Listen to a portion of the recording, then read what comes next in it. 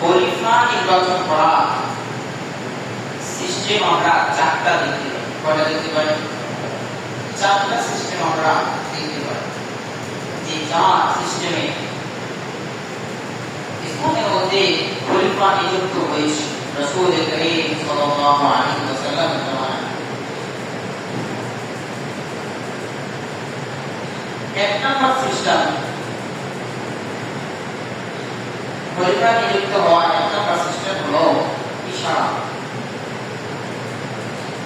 ইশারার মাধ্যমে, ইঙ্গিতের মাধ্যমে কে খলিফা হবেন সেটা রাসূল করিম সাল্লাল্লাহু আলাইহি ওয়াসাল্লাম বলেছেন।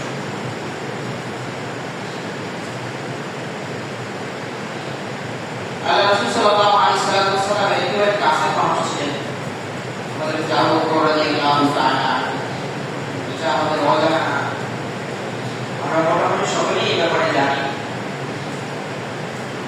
হযরত আবু বকর রাদিয়াল্লাহু আনহু আল্লাহ রাসূল সাল্লাল্লাহু আলাইহি ওয়াসাল্লাম একেবারে কাছে পৌঁছেছিলেন। সবসময় রাসূল করিম সাল্লাল্লাহু আলাইহি ওয়াসাল্লামের পাশে থাকতেন। তো এক নম্বর সিস্টেম হলো ইশারা।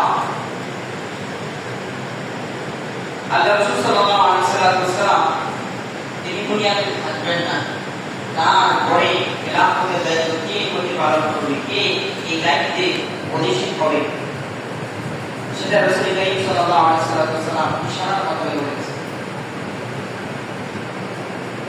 যেমন রাসূল করিম সাল্লাল্লাহু আলাইহি ওয়াসাল্লাম যখন অসুস্থ হয়ে গেলেন, অসুস্থ হয়ে যাওয়ার পরে